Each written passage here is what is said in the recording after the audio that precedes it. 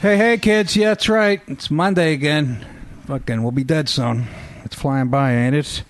Welcome to the Nick DiPaolo podcast. Let me get the business out of the way. Come see me Friday, August 21st, Music Fest, Bethlehem, Pennsylvania. It's a Friday night. September 17th through 19th, Laugh Boston. Great club, did it last year. September 25th through the 26th, Governors, Levittown, Long Island. And Saturday, October 17th, the Gramercy Theater right here in New York City. And go to nickdip.com and get Another Senseless Killing. If you use the coupon code Nick, you get $3 off. It's still in the charts on iTunes.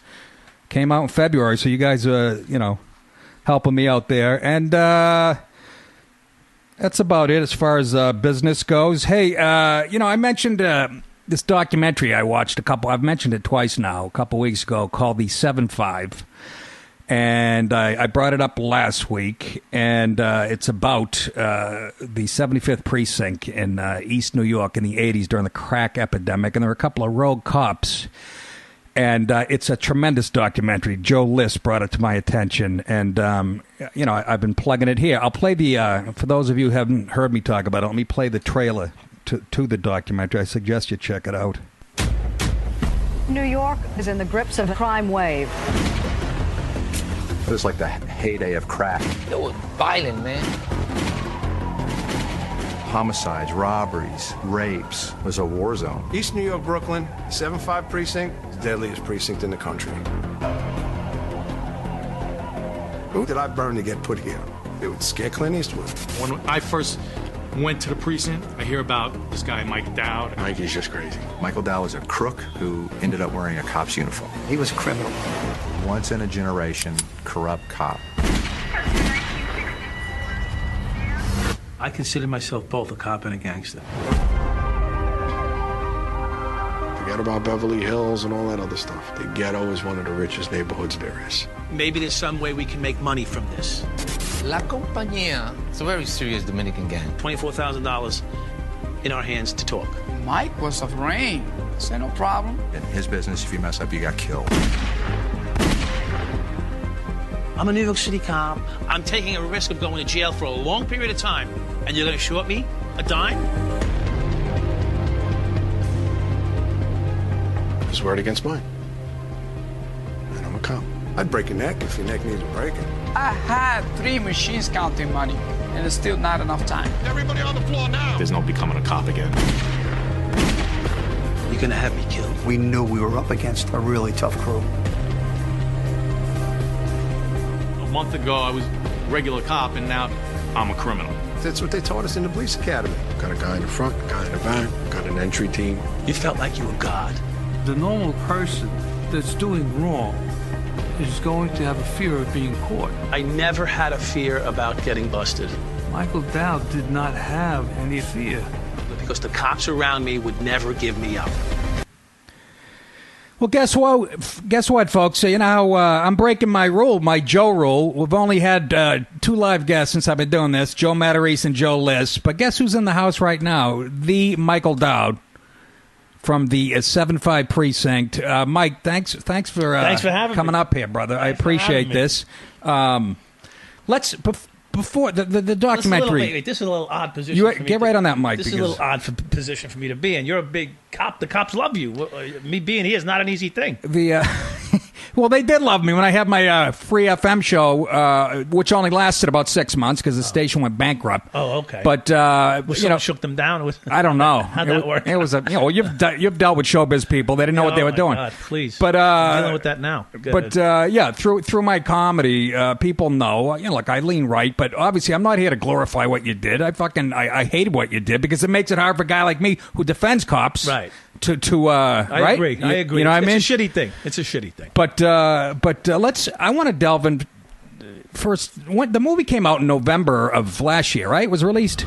what they call a premiere or preview. yeah. Well, the official release was actually, I want to say in May of this year, but there was. Okay. They have like pre-release. It's a whole process Yes. they go through. Yes.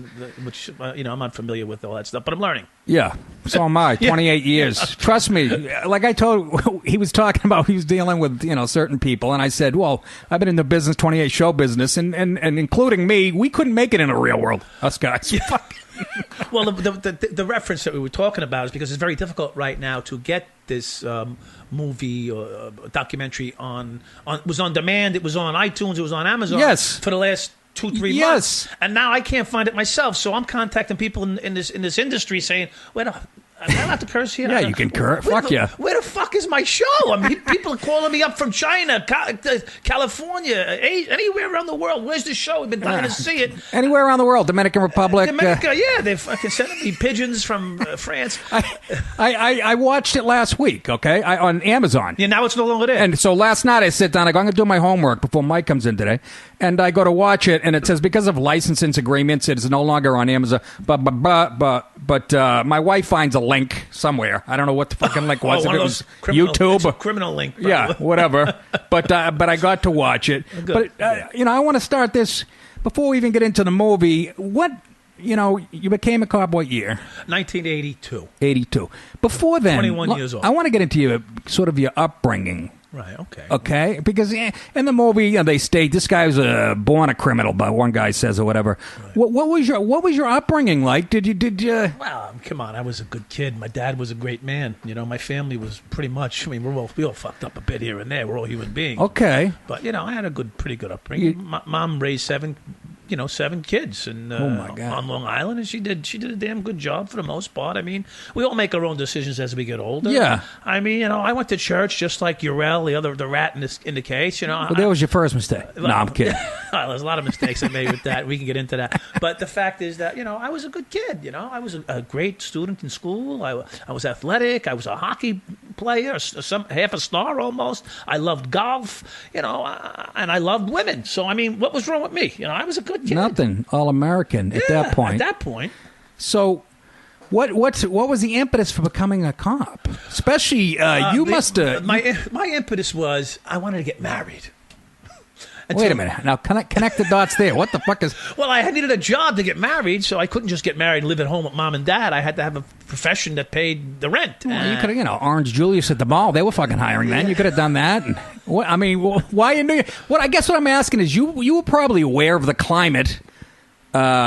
Maybe you weren't of in the 80s of being a New York cop. I mean, crack was... Listen, I was living on Long Island, and I just knew that what I saw in the news and stuff. And, and there was no crack yet anyway. Crack wasn't a part of life in the early 80s. It hit the scene when I started finding it in the streets of Brooklyn. So it was not... What, late 80s? I would say 84, 85. We started finding it popping up everywhere. And then, from there, the whole... we burnt out just like the crack. Listen, I wasn't the only guy, and I don't deflect, Give me the label, the dirtiest, the most corrupt. But they did take down a whole precinct right after me, right? The dirty. Well, yeah, and of course you weren't the only one, and not like you said, not to justify it. But if you were, you wouldn't have got as far as you did. Right. Well, right? Clearly, how do you do what I was doing amongst in a vacuum? In a vacuum. Yeah. So hey, whatever. So give me any moniker, take the pressure off everybody else. I don't give a shit. Yeah. Well, I because I've seen subsequent interviews and. You did 12 years. Well, I was sentenced to 14, and that was a prayer because I could have gotten more probably. And many people think I wish I still was in there with Dad, but they go fuck themselves too. In the movie, welcome to Meet the Press. Right, hello. This is going to be great. Mike curses more than I do. Well, I try not to, but I do. Sometimes I get pissed off because I hear a lot of back blow. Blow back or blow off. Yeah. Whatever these people, they all want to justify their existence on my back, and I'm tired of it. Okay, it makes early in the film you talk about when you were like a cadet or the academy. They brought in a guy from internal affairs and gave a speech to you young guys. Right. And as soon as he left, your instructor said, "Look, You can do it that way. You can do it that way, or you can go this way. And this way is you cover your own ass, and you have a partner that you're with that will back you up no matter what you say. So you're not even on the streets yet, and you got an instructor telling you if you do it this way. What would be the consequences if you play by the book? You wouldn't arrest anybody. Well, no, it's not about that. It's about the fact is that if you played by the book, then you wouldn't be a cop that anyone would really want to work with, because no one really uses the book out in the street. Okay. So any fudgy gray line that you may or may not cross. So the people at Black Lives Matter are right? Oh, no. Let's not get crazy here. We'll get to that at the end. I'm bringing that up again. I want to go to that at the end. No, all lives matter. Of course. Okay, so yeah. But what and you're black, white, Chinese, Asian, green, and blue, they all matter. But you're saying but majority of cops don't play by the rules. No, that's not what I'm saying. What I'm saying is there's always some what do you call discretion out Personal there. discretion, discretion that's afforded every officer. And the problem is when they take their own discretion, and what I did was then bend it to a criminality, which is basically shaking down drug dealers rather than scooting them along or moving them from a location. I actually acquiesced, gave them the spot, but took their money. But you grew up in like a suburb of Long Island, right? So where do you get the street smarts? Because watching this documentary, you took to it like a fish to water, this criminality. But you did. I mean, that's why I asked about your upbringing. I don't, it's like... Well, one of seven, in my own household, I had to negotiate to get a little extra pie or some extra ziti. Was it like that? Well, I mean, what it is, you become, I don't know if it's... what they call it, sociopathic? I mean, I don't know. A little bit. You learn how to separate yourself from the feelings of others in some respects because you need to survive. So, and I learned how to survive amongst, my own people and then the people of the street. I don't ask me why I was good at it, but I was damn good at it. A lot of them... I did it in prison, too, 12 and a half years. I survived that. There was some shaky moments there as well, but I learned to adapt. We'll get to that. How about the guys in your academy, in your class, your classmates? Did a lot of them go the same way you did? Right after that speech, I'm still hung up on this. You have a guy from Internal Affairs come in and he leaves and your instructor's like, don't listen to that shit. Yeah, so how much of the class went the way you did? Probably 40%. I mean, no kidding. I'm saying that in jest. I mean, put it this way. One of the lessons you learn in the police academy is they say, look around you from left to right, center and back. One of the four of you will make 20 years.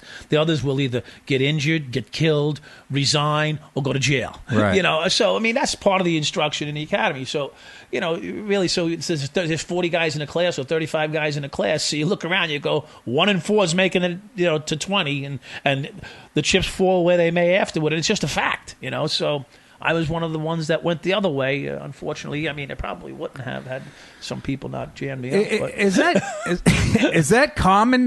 They throw the rookies into the worst precinct. It is. I think they do it today, don't they? Well, I don't know what they do today because I'm not out there, and no one really wants to invite me back to their local PBA meetings. Yeah. However, I'm pretty observant, and I see what they do. I mean, what it is those precincts have a lot of turnover. The high crime precincts have a lot of turnover because guys actually get promoted out of there quite quickly into homicide or other details in the job because they're so skilled at such a young age. Don't forget, if you don't learn how to survive in the ghetto, you're not going to survive. And if you do survive it, you become quite the valuable commodity to the department. Yeah, because it reminds me of like the movie Platoon or any Vietnam movie where these young 18-year-old kids, they throw them right into the mix. Right. It's just, did you shit when you found out you're being assigned to the 75th? I cried on my way down Sutter Avenue.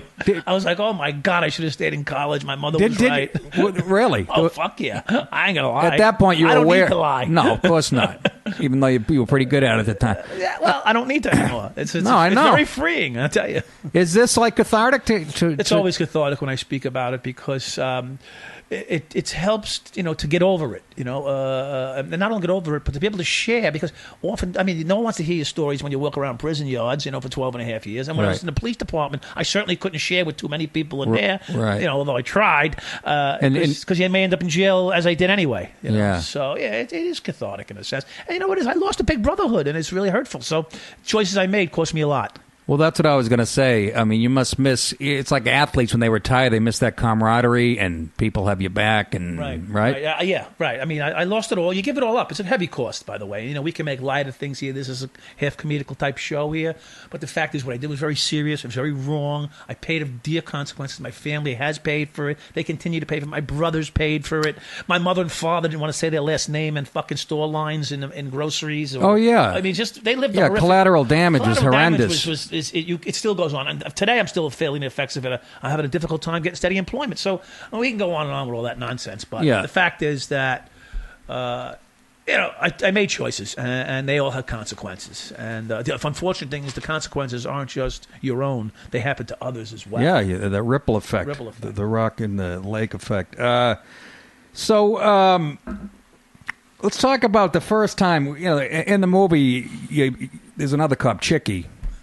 Right? I love Chicky. Now, he was with you the night, I guess you guys get a call about a burglary. You get there, it's a young girl. Her house is broken into, her apartment. Well, Chicky wasn't there. He wasn't there? That was Kenny. That story that's in that, that's a fucked up story. Okay? When you reach up... Yeah. Tell the story. Here's the deal. Here's how it actually went down. Okay?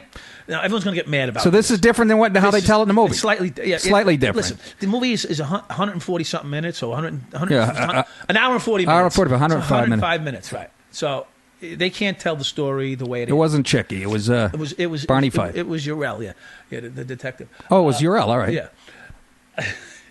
Urel and I had just hooked up an hour earlier. We made an agreement that we were going to do the right thing for each other and make a lot of money. And this is how the world works. Let me stop you there. But Urel, he came into the department after you did. No, he came in before me. Yeah. I think he had a year before me. But he 81. Oh, in the movie it says, I thought he came in after you and he heard about you and your wild reputation. No. He came back to the 7-5. He broke a sergeant's arm. Oh, okay. He broke a sergeant's hand. Oh, that's not in the movie. Yeah, there's a lot of shit not in the movie. The movie will have a lot of... Well, tell me about this. Well, I mean, where do you want to go here?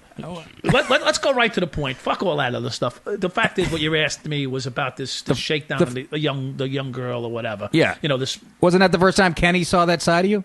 Well, that was we had just set it all up. We were going to go rock and roll, okay? We're going to make it happen. Okay. We get a job. I'm going to lay it out for you. Someone must have hit a block. Now follow this through. Someone must have hit a block and burglarized a block. They go down the chain of houses, hit. And they must have had someone looking out, whatever. Right. We get a call. We roll up on a house that was just hit. We walk inside, we look around, the house is in good order. It's not an obvious drug dealer house, but, sometimes it may be, it may not be. But by that, you mean usually there's boxes of shoes and excess clothing and excess furniture and gobs of shit in these houses. Right. Because the drug dealers, they just have money to spend. And in these homes in East New York, which some of them were very nice, by the way, they would load them up with their booty, let's call it. Their swag. Their swag. So you would know immediately. But this case was not quite that clear, so whatever. We just took a poke around, and I pick up a guy's briefcase, and I put my hand in and out of it, and I'm looking for bags of money. If you see the documentary, I'm describing bags of money. Yeah, and you get excited even then in the documentary when you talk, your eyes light up. Fuck yeah! And I go, this guy must in his heyday must have been fucking. It was great. I love money's good. Money's good. It just causes a lot of problems. Right? Yeah, because we don't get enough of it. So anyway, I end up. Missing this little knot of like a $10,000, $11,000 knot. I'm not looking for someone's fucking life-saving stash. I'm looking for some fucking major smacko and stacko. I'm not looking for no little shit. Right. So the kid runs in the house and finds the money. Oh, thank God they didn't get my money. So, young boy, 20, 21-year-old kid.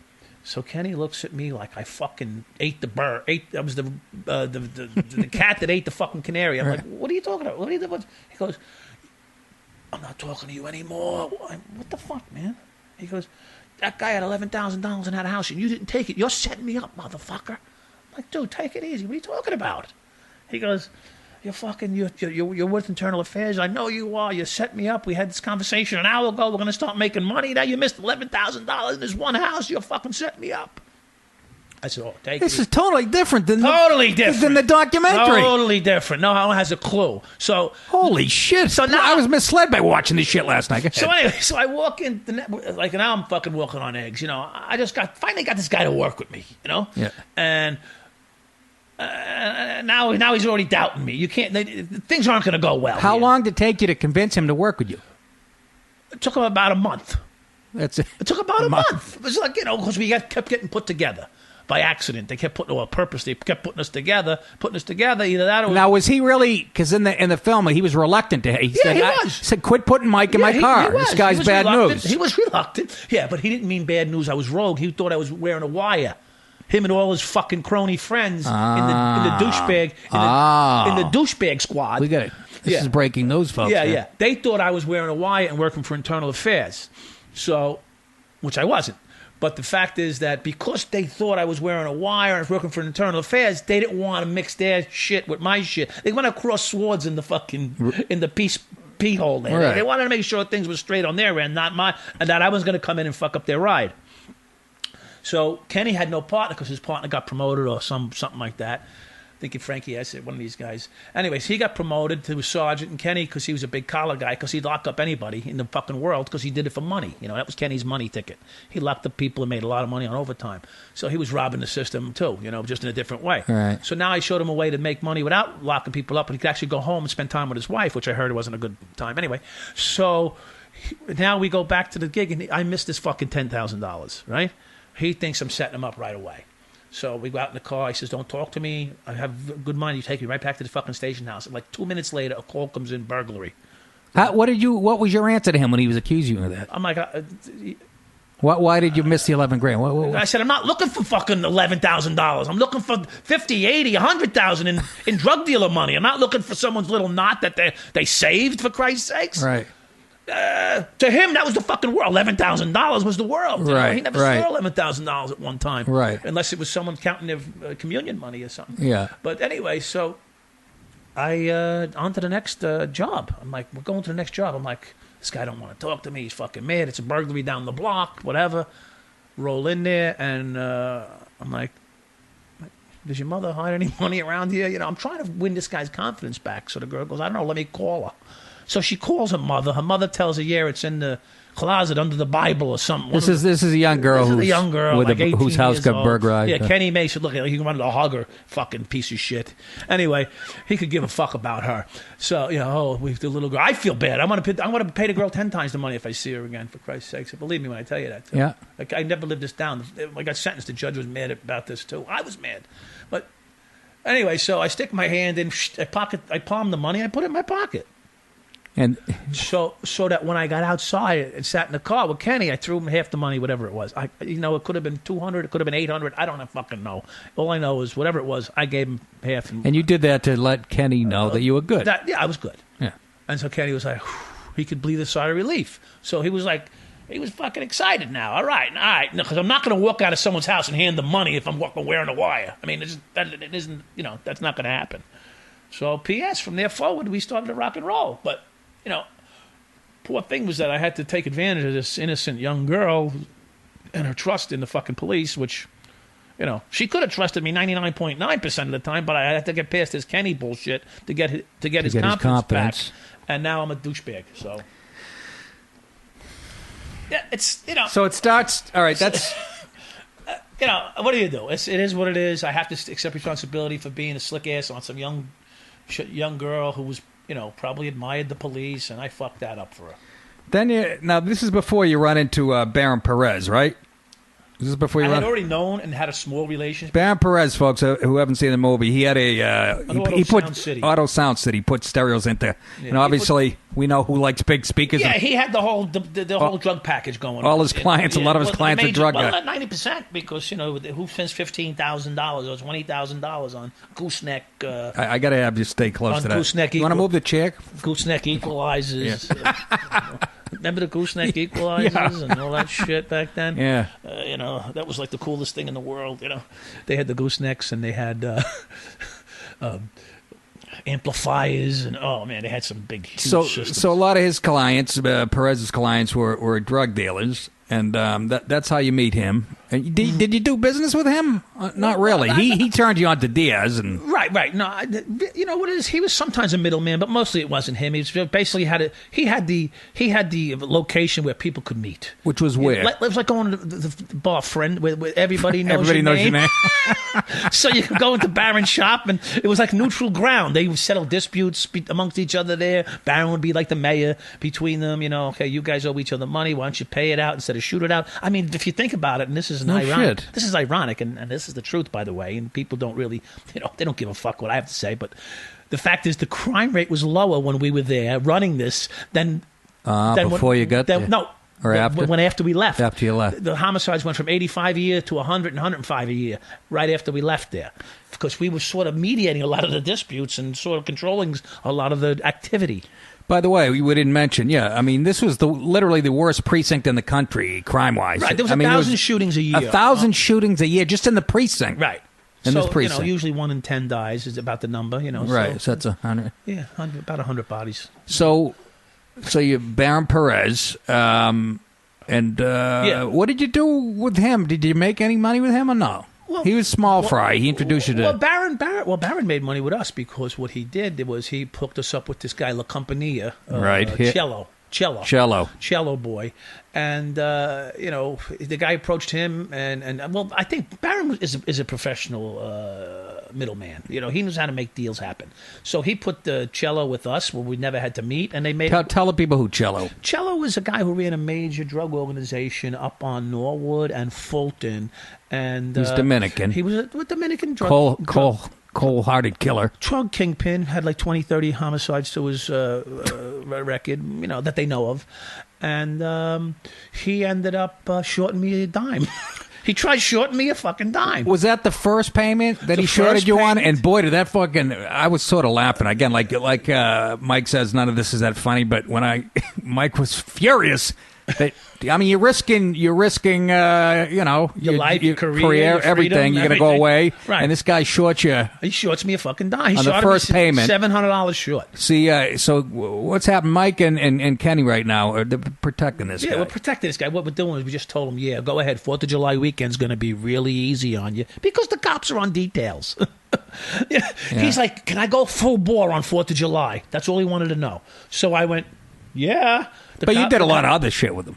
No. Cello was a one-shot pony. Was this one thing? He was a one-trick pony. That was the Diaz organization where we got a little deep and we did a lot of things for him. A lot, move him around, different locations. But Cello, which started the whole, it gave us a taste of what we could get, and then we sort of had to lay the groundwork that we weren't going to. Kenny could give a fuck. He was just in the car for a ride, by the way. Well, what do you mean? Well, he just sat there and went like this, yes and no. Like Mike, okay, yes, whatever Mike says. Just you were the brains of the operation. Well, brains, even Diaz says that in the movie. Kenny had nothing to say. It's just he wants to make the money. He was willing to co-sign on anything I said because I needed a willing partner. I mean, everybody that talks about you, okay, then and in the movie, it was you were fearless. You didn't give a fuck. You weren't. Where does that come from? Look again. I don't know because you used it for bad. But in most any other aspects of life, it would be an admirable quality. Right. Where did you get that? Was your mother a brazen? Your dad was just like that? I'm just curious. Was it in your blood or did you fucking? It was survival technique. It's a survival technique. You know what it was? I probably didn't think I belonged in the police department at such a young, immature age. And I figured if I'm going to do this, I better be fearless because otherwise I might as well just go home and not come to work because it was fucking scary. So I just said, it's either all or nothing. Either you're in or you're out. There's no halfway.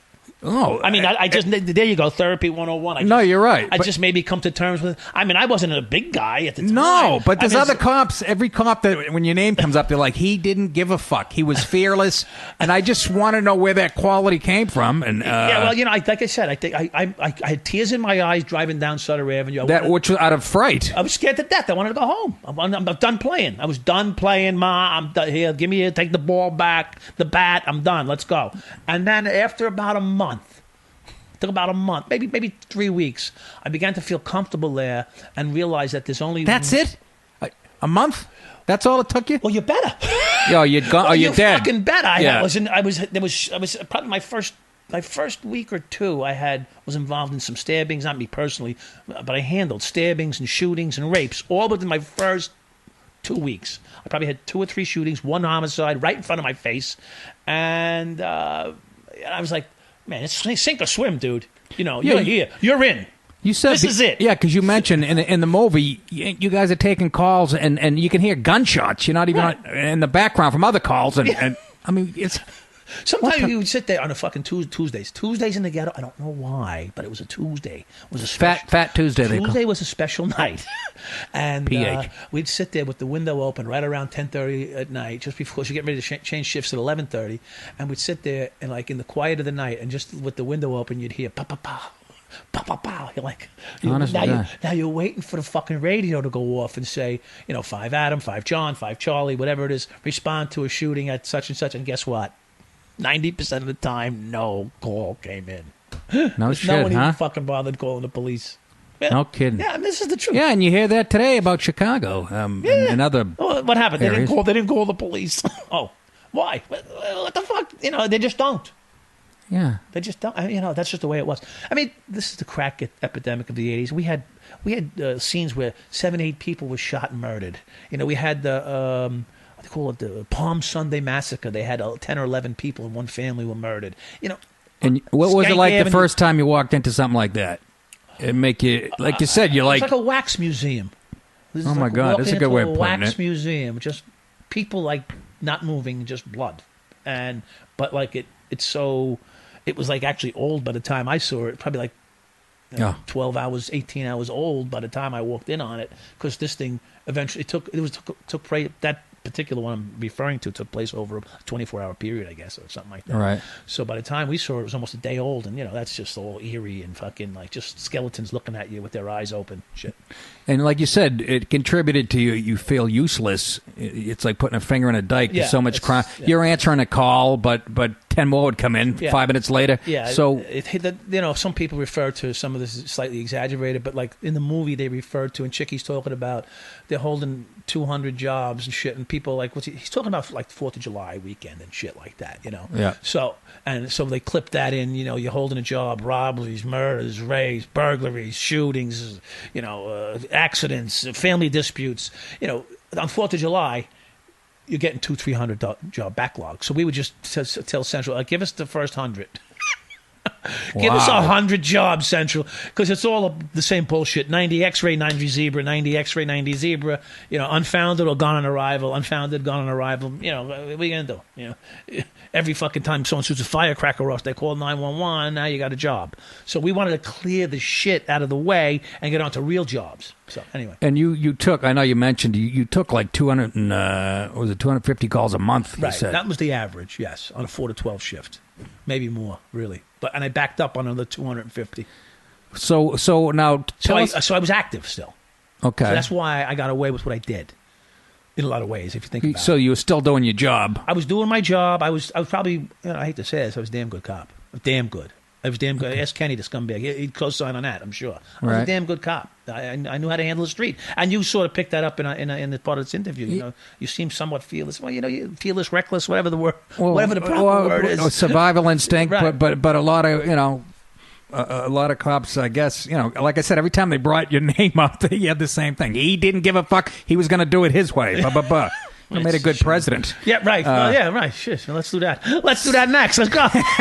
Yeah, Mike Dowd. Yeah, right. Oh, shit. Don't start that. So Perez introduces you to a heavy hitter, this Adam Diaz guy, right? Well, first I faced off with Cello in the street because he shorted us. The fucking. Oh, that's right. The movie gets into that a bit. The guy put a hit on me. And you pull him over. I pulled him over that same day. I never met the guy, never saw him once, but I saw his car. And you knew it was a Porsche. You knew right away. It wasn't a Porsche. That was Adams. Diaz had the Porsche. This guy had a Renault. A Renault? Yeah, but what kind of fucking drug deal is that? It was a tricked out, yeah. He was a cheap... Adam made fun of him, right? Adam makes fun of him in the movie. He could fucking buy and sell him, right? Pull the guy over in a Volkswagen Beetle. Yeah. So you pull the guy over... The same day you found out he had a hit out on you, or shortly? Same day. That day. What the fuck is that? Tell the people how you confronted this guy. Well, I was working with. I can't listen. I could be lying because I don't recall who I was working with. I believe I was working with someone not Kenny because He was never around when shit was really important. And I pull over. I'm sensing some animus. Now I know I saw an interview where you hugged the guy since. Yeah. You've hugged Kenny since. No, you know what it is, and kissed and made up. Something, but you sound like you have a real bee in your bonnet. I've been some strong talking. I've been asked not to fucking say certain things about him and his relationship, whatever, and it's unfair to me to have to check myself for certain things because the problem is he's never had to check himself and he wrecked me. So I have to check myself so I don't hurt some feelings out there. And you know what? It's okay. I'm an adult now. I can do that, but it bothers my core because I'm, I can see that. I'm a little visceral. It's about certain things. Of course. And one of these things, when my son was a young kid, he got abused because of his daddy. Someone else's family took off to Florida. And no one knew them, and they lived a charmed life, with a pension that I helped them get, 3/4 disability for the rest of his fucking life. Yeah. And my kids were on welfare up here. You think he'd send a fucking dollar?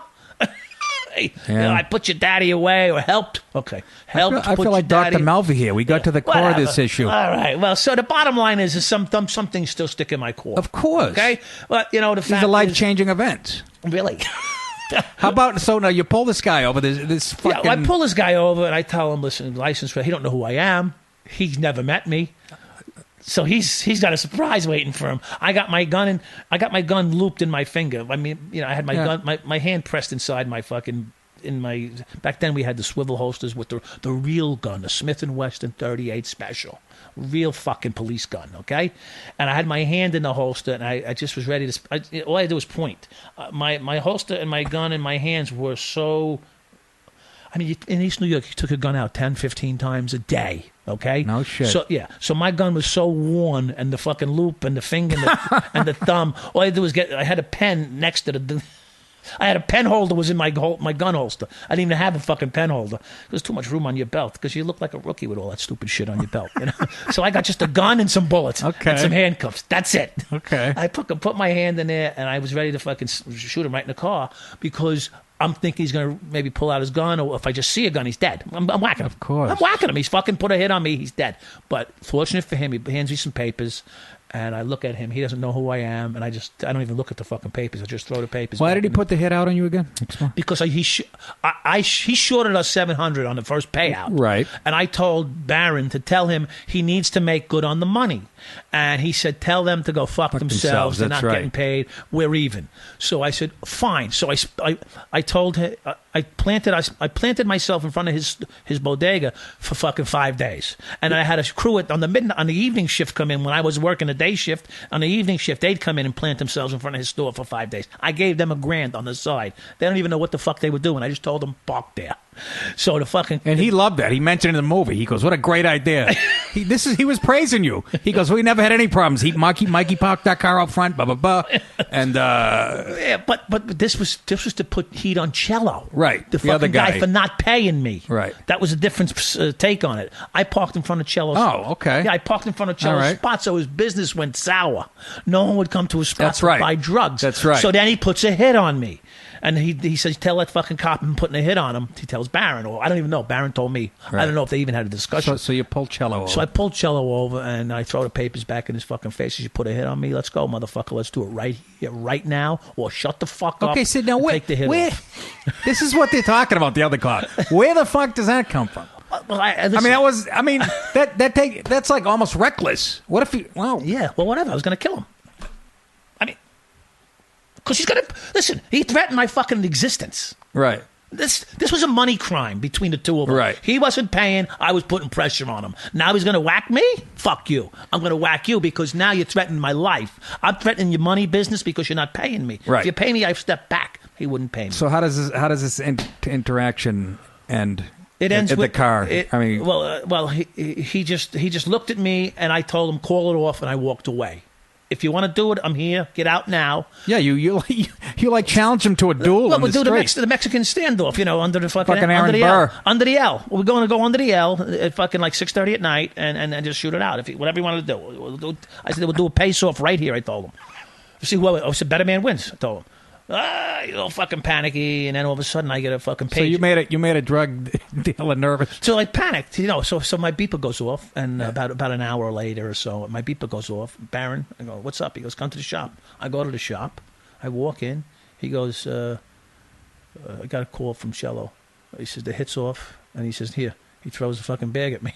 I go, what's that? He goes, count what he it. owed you? Count it. Instead of It dime? was $700 he owed me. So, I listen. If you're gonna sell your soul, you got to pay the full freight, bro. Well, no, that's exactly right. Come on, That's what you said in the short movie me a too. dime. You can't do that. So that's how it went. Yeah.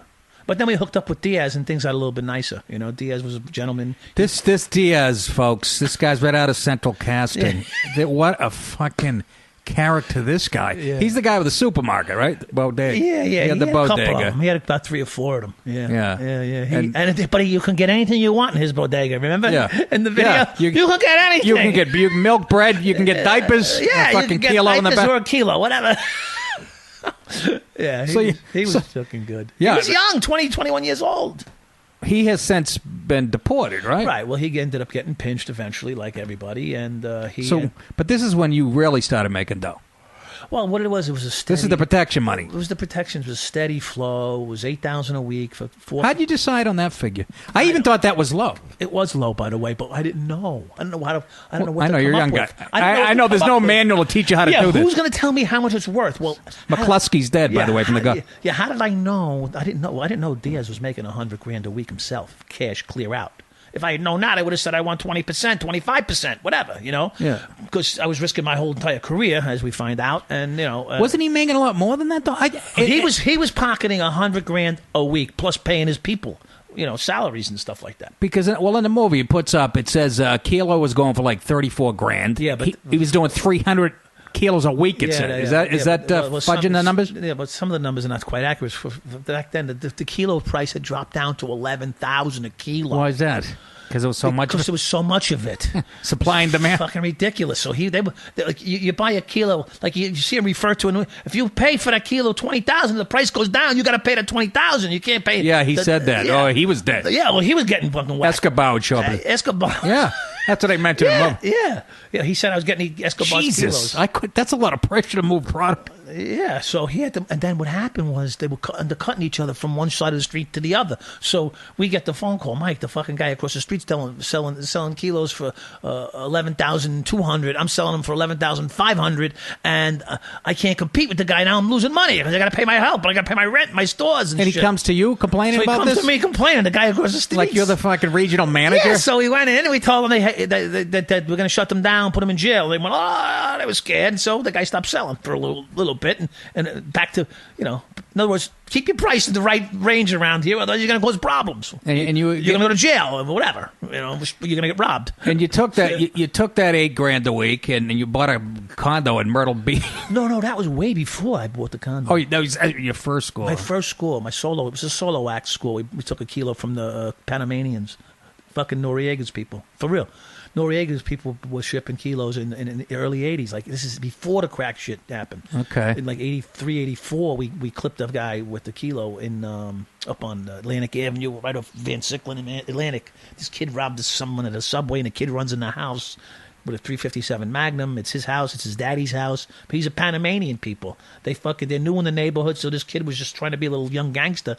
Took someone's Kango hat. Back then, the Kango hat was I remember the Kango was a hat. big thing, And he robbed his kid's Kango hat. Kango hat. He robbed a Kango hat. That's worth dying over, huh? Yeah, right. So he robs a Kango hat, runs in his old man's house, and we break in the house, whatever. And how that happened. And I go in the basement, and there it is, a fucking whole shop set up. I can't find any perico. Perico. No perico there. So then I found a briefcase that looked like a guitar case over there. Like solid wood, hard, heavy. There's got to be something here. It's locked in the basement under a curtain fucking covered closet. I open it up. I pull out this thing. It's like 30 fucking pounds. Holy shit. So I start cutting it with an hacksaw. Oh yeah, I couldn't get the shit out. I couldn't walk out with the briefcase. They'd say, "Where's the briefcase?" Right. So I just started pilfer shit. But you got it open. Oh yeah, I got it open. Took me about 5 minutes. You got it open. Next time you get a condo. I got it open, and I went and bought a condo with. So more with Diaz, because this is when you really get into it, right? Yeah, well, Diaz, it turned things around. It made things a little bit more like gentlemanly. He said to you, and this was to me one of the most important statements in the movie, when he met you and Kenny, he goes, I look at Kenny, I could tell he was a fucking cop. There was something wrong coming from a gangster. But he looked at you, and he goes, this guy's like me. Yeah. That's crazy. What the and guys like Diaz, they really can read people. Yeah, oh yeah. That's how they survive. Right. So that's what I'm saying. I'm just wondering. And I knew he was like me too. You did, right? Oh yeah. As soon as I saw him, I said, "All right, we're all right. Really? We're gonna be all right." Yeah. So he knew. Well, he showed up with the bag of money. Right. That was the whole idea. He showed up with that bag of money. He thought it was ironic that he had to gain my trust, or I had to. In other words, he was showing up with a bag of money to buy my trust. No, I wanted him to show up with a bag of money so we show how he was serious. Right. You just don't get protection. You got to fucking pay for the protection, number one, and you got to be seriously invested in it. And he showed up with the cash. So how long were you on his, the $8,000 a week? It wasn't a very long period of time. I would say, the steady flow was probably about 3 to 4 months. And then he began having problems with this guy Franklin and Coke. They were robbing him. Yes. And a lot of shit went down. Those crazy fucks. A lot of shit went down with that. And we started changing and locations. They disappeared, by the way, those guys, Franklin and Coke. I have no idea what happened to them. I know you do. I'm not taking... I know you don't. I'm calling Diaz today and find out what the real I'm not taking any responsibility for them. I know. I put it this way. I didn't touch them. I will say that. But I can't believe there's people out there crazy enough to fucking rob somebody like Diaz. I mean, just like... They're all fucked up on drugs, too. They're all fucked up. That's right. His name was Coke. Who let him in the back door? And the guy... I know one guy's name is Coke. Are you shitting me? What's the other guy? Straw? Yeah. The fuck? Franklin and Coke. That's my friend Kenny Mira. Yeah, I know. Elvis was a little bit of a soft touch. So they went... That's how they this guy named Elvis, and he's the first singer. He's the first guy to start squealing by the fucking way. Unbelievable. Yeah. His name is Elvis.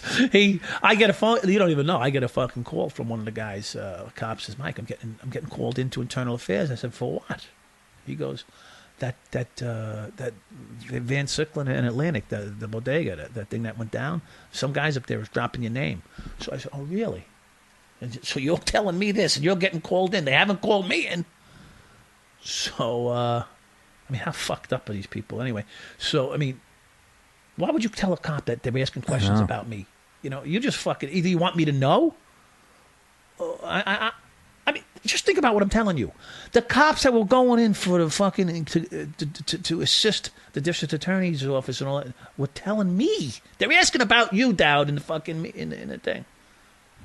Like, what are you in isolation from each other? The guy's coming back to work with me, and then the sector car. I end up with him in my car. This kid one day when Armstrong came in, Lieutenant came after us. The stories are endless. I can go on and on with the things that happened, and it's just amazing. Now, in 1986, another precinct, the 77th, like 13 guys get hauled out of there. Right. And so that scared off, like Chicky said, that's enough for me. Chicky ran. Yeah. He said, fuck that. But my other partner, Captain Balls again, you're like... Cherry ran, 4 guys went to Nassau, 2 guys went to Suffolk. As soon as they got the chance to bounce, boom, ba-bing, ba-bang. It was like... It's like dropping a bar of soap, pepper. You ever and it all scatters. Pepper and soap, it takes off. Yeah, but not you. You went right towards the soap. I stood right in the middle and held on to the and Kenny was still with you, right? At this point, Kenny wasn't even working with us in the early part, the 86. Kenny was still in the fucking. That's right. 8-8 precinct. Which precinct was he in? 8-8. 8-8. He was in the 8-8. He did because he broke a sergeant's hand in the 7-5 because the sergeant pointed at him. See that? Now that wasn't in the movie. What happened there? Well, I don't know. Listen, I wasn't there. Come on, you know what happened. The sergeant pointed at Kenny and it got in his face, and Kenny grabbed his hand and broke it. So they shipped Kenny off to fucking Never. Broke a sergeant's hand. Yeah. They shipped. Well, he wasn't a shrinking violet either. Let's be honest. Yeah. Well, hey, listen. He got street credibility for that. Okay, that gave him some street credibility. Sure. He fucking stood up to a boss. He wouldn't stand up to a fucking inmate or a fucking internal affairs, but he stood up to a boss because he was probably bigger than the guy. You start doing robberies, right? With Diaz, you'd see a building with like narcotics would show up or something, right? And you know. And well, what it is who's this guy Walter? Walter, yeah. Who is that scary fuck? Yeah, he's a cop. He's a scary fuck. Walter was a scary fuck. What happened was they got pinched earlier. Who did? Walter, Chicky, and Jeff get pinched for shaking down a bodega. Okay, which wasn't in the movie. Right. But they cut that out of the movie because he just didn't have enough time to put it all out there. That's kind why of important. Well, that's why you see Chicky and Walter in my movie, in the 7-5 movie, because Chicky, Walter, and Jeff end up doing a shakedown. You know, they went in as cops, tossed the fucking bodega. None of them was a cop anymore. None of them were cops anymore except for Walter. Walter was doing a midnight shift. Oh, he in was the still a cop. 7-5. He worked the same beat, and they hit this place twice, not once but twice. By the way, Walter's 6'5", 290. Yeah, and his hand is literally the size of my head. What a scary motherfucker. Where was he from? Born right in the Bronx? No, West Islip. He was from Long Island. Once again, this confirms it's one of the scariest fucking places on earth. Yeah, so anyway. They love me down there. Yeah, he's good. So he. So you guys, they do shakedown. They get busted. It was a big thing in the news. Whatever. Cops in the 7-5, and they were looking for 2 more. They figured that Kenny and I were involved with this whole thing, which we technically weren't. Although I did get the fucking drugs later on from the shakedown that they took. So I did. So was I involved? I didn't plan it. I wasn't involved in doing it. But I did end up with the drugs from it because they wanted to offer the drugs to somebody, and I had the market. So bing, I got the drugs. I paid them $2,500 or whatever it was for whatever they took out of there, and I went and I pilfered it, sold it on Long Island. But anyway, to my bar people, not school children. You know, it didn't say not that to in the movie. School children. No. Every fucking time you hear Dowd's drugs made its way to school children. Oh, it always does. Oh, really? Yeah. They're in the back of the bar snorting fucking grams in the fucking bathroom, and it made it to school children. Yeah. Okay. Yeah, we're gonna get to that. The eventual downfall on Harry. Well, he was probably a school child. He shouldn't have been selling anything. Yeah, he looked a little. That was Kenny's fucking. That was Kenny's connection. Yeah, I don't know. Kenny's distributor. Oh, that's right. He was at a bar with envelopes. Yeah, he was at a bar. Yeah. Oh my god. So let's start. Let's start. But Walter and Chicky and Jeff get arrested. Walter, yes. I put Walter in my house for over a year because his parents threw him out. His mother's wife threw him out. Just changed the fucking locks to get out. You piece of shit. I put Walter in my house. So my wife says, it's me or him. I says, where are you going, sweetheart? So she ended up moving in the basement with Kenny's fucking wife. Kenny had an apartment in his basement. My wife ended up moving in there. I was paying him $700-800 a month fucking rent for my fucking wife. Your wife's living in Kenny's house with Kenny's wife in the basement. Yeah, well, Kenny and you got Walter at your house. And Walter's at my house now. First of all, feeding that guy alone had to be $1,000 a week. Expensive, man. Fucking guy is a monster. He's doing all my blow. He's fucking eating my fucking. He ate twice a week, but he did more coke, so it was killing me. One way or the other, he was still putting me out of business. Is that actual footage they show? Actual footage in a movie of them robbing? Was it the bodega? The bodega? Yeah, they show him not. Walter goes, "If your neck needed breaking, I'd fucking break it," and then he goes on to explain how you guys would do robberies, just like they trained us in the academy. You have guys in the front, guys in the back. Yeah. They show actual footage of. Yeah, but that's not the particular one. That's not the one. No, but they stage it like it was what they did. So yeah. Okay. So it's similar. That looked pretty good. It might have been one of the bodegas that we were in, though. Because several of those bodegas are on reel from the feds and the state and the city's investigation units have pictures of those bodegas where they went in and out of them. Okay. So there is some footage. Okay. Yeah. So not that particular moment. No. I guess is what I'm saying. Right. Because otherwise they would have been cooked right off the bat. Right there. I actually had the guy sent to fucking Dominican Republic, the bodega owner. Oh, there's a big story that's going to come out in my book. The book should be the book's in the proposal status, but probably going to call it the 7-5, the house that Coke built. So we differentiate a little bit from the movie. 7-5, the house that Coke built is going to be my book, and it's going to get into all these stories as best we can. Because you still got to minimize some of it. Because it's 10-year career. My life was fucking crazy. Right. I did a lot of crazy shit. Right. But these guys went out on bail. I put them in my homes. We used to do shakedowns off duty with the vets and our fucking Mustangs. We'd fucking follow drug dealers around neighborhoods and shit just because we got crazy. We got fucking out of control. Thank God they come and get us. I'm going to plug this before I forget. We got a lot to talk about. But TheMikeDowd.com and at TheMikeDowd on Twitter. Right. And you get an Instagram account. Correct. Yeah, all The Mike Dowd. The Mike Dowd. Yeah, because there's a couple different sites out there with the Michael Dowd, or the 7-5 Mike Dowd. But the bottom line is the Mike Dowd is what's controlling most of my interest right now. How were you? Let me ask you a question, and I'm not being flippant. How were you sleeping when you were doing all this shit? I wasn't. Were you up all the time? I probably slept 3 hours a day. at the time. Seriously? Yeah, Let me seriously. ask you this. Were you one of those people, even before you became a cop, well, like when you were younger in high school, were you one of those people that fucking could get by in 3 hours sleep? You seem like, even now, we all know a guy like you. You're like a live wire.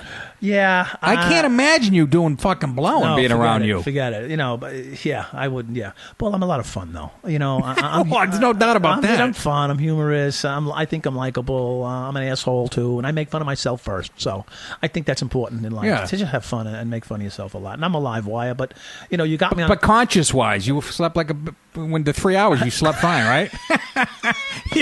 Yeah, when It was you're only 3 unconscious. It was called, I was unconscious. You were drunk. I was well, blasted, whatever I was. Kenny's wife said that you took him right out of her First, bed. he's full of shit, okay?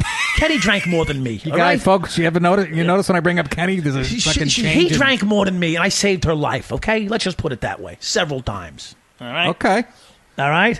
See, we're getting to shit that you might not read from the movie, folks. No, that's a why lot he's of correcting me on a lot of this. This shit. is fucking great. There's a lot of shit Let's that's- talk about, okay, when's the beginning of the end? When's it start to go sour on you? The beginning of the end is this.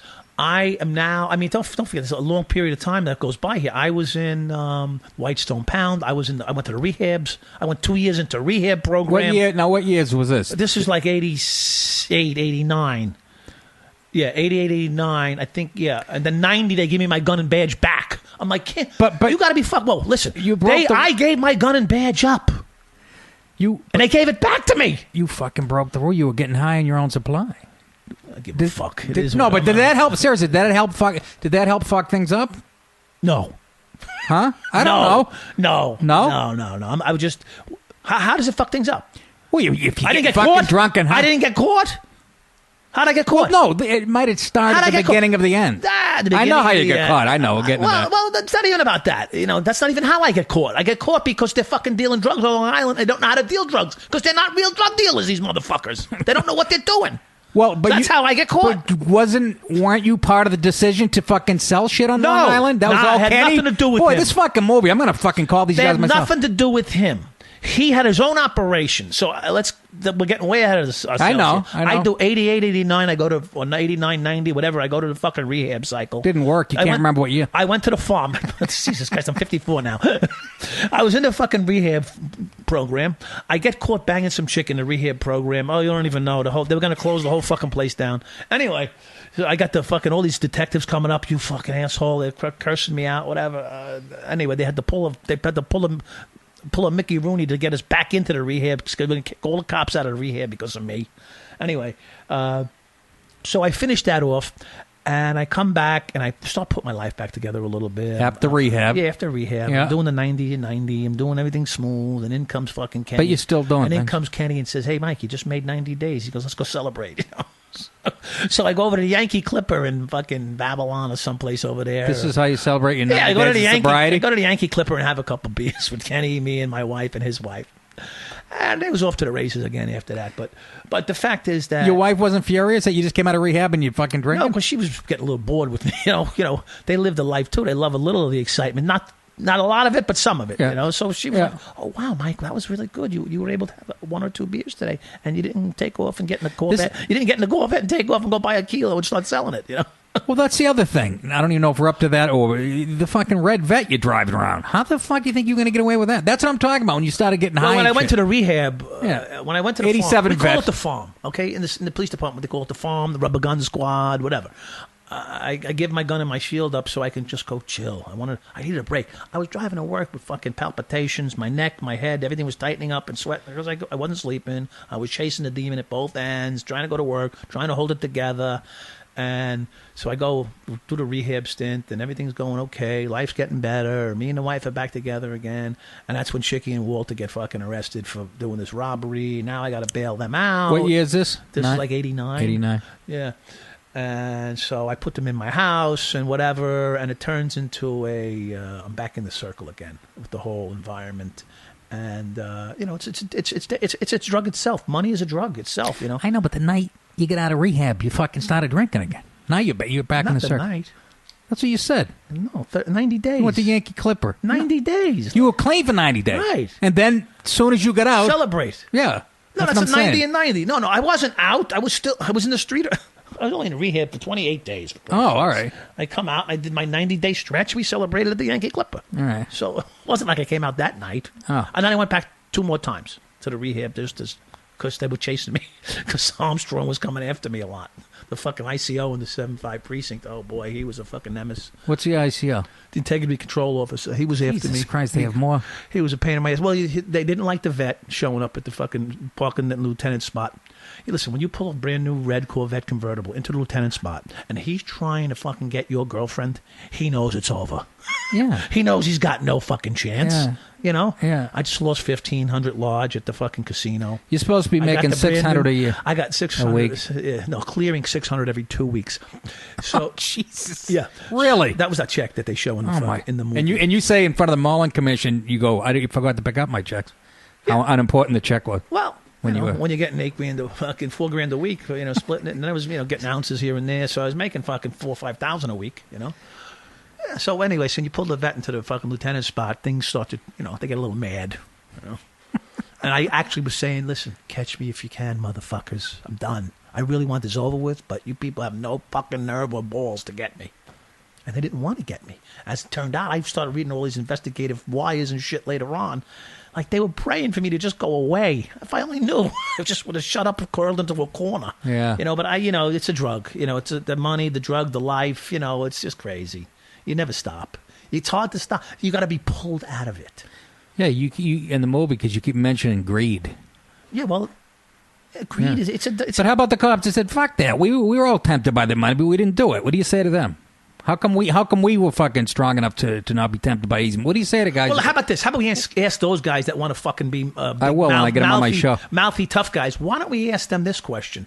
What were they doing about it? About guys like me? Huh? It was okay with them. Because let me tell you something. If they knew about it and they didn't drop a dime on me, oh, well, What does that tell you? Now, I'm not saying they should be rats, but they would have been. Right. And that's why they didn't do it. And you said that in front of the commission. Yeah, either they didn't want to be labeled as rats, so they didn't make the phone call to IAD, or some did, because obviously I got 19 complaints or something made against me, all unfounded. Who the fuck is investigating a guy who's got 19 complaints and they're all unfounded? What the if there's smoke, there's got to be a fire somewhere. Follow me home. If you see me in a club, fucking doing bangers off the bar, or fucking, pulling out my fucking dollar bill and rolling it into a fucking straw. Right. Something's got to be wrong. I'm doing it off the dashboard of the car after a while. I couldn't give a fuck. I wanted them to catch me. I was done. I wanted to go home, stop playing. Really? But it was just, I was tired. I was too fucking wrapped up in the whole thing. Then the cop gets fucking whacked, and we're like, oh my God. I feel like the blood was on my hands. Was this the Venable? The transit cop? Robert Venable, yeah. You happen to tell that story. You happen to be in the area? I was, the story's horrific. It's sad. I don't want to use this guy's name in any kind of, sensationalism, but the fact is, what happened was, I think he was connected with the cello fucking crew. Not him personally, but the guys that did the shooting were connected with the cello. I think. That's what it said in the documentary. Did it say that? Okay, see, I don't know. And yeah. I did a weekend with this cello crew, and now they try to fucking... Was the cello La Compagnie? Yes. I believe that's right. Yeah. So... the call comes over. We got some perp in the back. He just did an armed robbery, and Kenny and I, Kenny and I, transporting him back to the precinct station house, and we pull into the lot. As we're pulling in, I'm hearing Thadford and Pitkin. They're saying it wrong. Central's missing it. I heard it. I know what the guy said. He said Bradford and Pitkin. So I'm like. I'm putting it over the air. Central, it's Bradford and Pitkin, whatever. I could be saying the street wrong right now. It could have been Ashford. I don't know. But the fact is, whatever it was, I heard it. I put it over the air, and I tell the guy, get out. You tell the perp to get out. He's in the backyard of the station now, standing around by himself. Handcuffs on. I said, get the fuck out now. You tell the perp to get out. He gets out of the car. We just take off, Kenny and I. Mach 1, first car's on the scene, and here comes this uniformed transit sergeant with this big black guy. Fucking huge. Carrying him. Huge. I'm like, okay, well, what do you got? He goes, he's a cop. I go, oh, fuck. We pull up the car right next to him. Throw him in. So we throw him in the back seat, and bingo, we take off down Picken Avenue to Penn, Picken to Penn to fucking Linden. Yeah, you to seem to... Brookdale. I could do it in my sleep, this trip. So I'm on the radio and driving. Despite what Kenny says in the documentary, because Kenny says to me, holy fuck, he's got a hole in his head. What do? I says, well, just stop pumping on his chest. Put your hand over the hole. Do something. Don't just stand here and look. I got the fucking car, and we don't need the radio now. Pick into Penn to fucking Linden. I'm going. Mark 1. The guy's legs, he's so big, his legs are out hanging the window, yeah. Legs are hanging out the car door. We can't close the door. So there's some guys there's a guy in the back with us, a cop. Not the uniformed sergeant from transit. Another, like, plain clothes guy. I don't even know who he was. I think he was a housing cop because it was in front of a housing project. Okay. And the housing cop jumped in with us, so he's fucking trying to close the door. I'm driving down Pickett Avenue. The guy's pumping on his chest. The blood's shooting out of this fucking guy's head all over the backseat of the car. Anyway, it was a tragic moment, and we handled it as best we could, but it was a horrible feeling later on as we just thought things through. Like, this guy got whacked by some drug dealers in the neighborhood, and we didn't know who they were specifically. But there is a connection. But it is a connection. And so it was weighing on you. So, it really bothered myself. It still does today, But the fact is that, you can't change certain things. If I should have made a left instead of a right, I wouldn't have hit this car or I wouldn't have done that. But the fact is that everybody makes choices, and it's unfortunate this guy lost his life. I don't think that we had a direct responsibility for that, but people will try to say so. Well, that's the blood's on your hands. I was going to ask you about that because drugs ruin so many lives. That's the only thing. Yeah, they ruined mine too. So what? Well, I know. But you made a conscious decision to fucking. Well, don't all people? Yeah, but not everybody's conscious decision ends up with people dying. It ruined. What's the guy's name? Hall. Joe Hall. Joe Hall. Yeah. Who said about that specific incident? Yeah. He didn't like. He's trying to take credit for rushing that guy. Though he just happened to be in the fucking area. Yeah. Fuck him too. All right. So, look, Joe Hall. I admire Joe Hall and respect Joe Hall, but that was not right for him to say that because he doesn't know how I felt and he doesn't know what I did, and I did a lot more than I'm even saying to that situation. And Kenny could. The last guy I want backing me up is right now is Kenny, but he can back me up on that. Joe Hall, I respect and admire, but he's probably minimizing and downplaying anything that I could do something good. Hey, fuck, I was a cop for 10.5 years. What do you think? I did nothing good? I saved people's lives. I brought babies back to life that were unconscious. I brought 68-year-old woman's dead on the ground. I pumped their chests back to life in fucking catering halls in the Riviera. I was shaking down the back room of the Riviera, and some guy passed out and had a heart attack on the dance floor in the Riviera. But again, so I could go down a list. Wait a minute, I can go down a list. Wait a minute now. If I'm playing Joe Hall here, yeah, you saved the guy on a dance floor because you were there shaking down the fucking. Well, I was getting a free meal. I was getting a free meal from the wedding food. What the fuck? I didn't want to pay.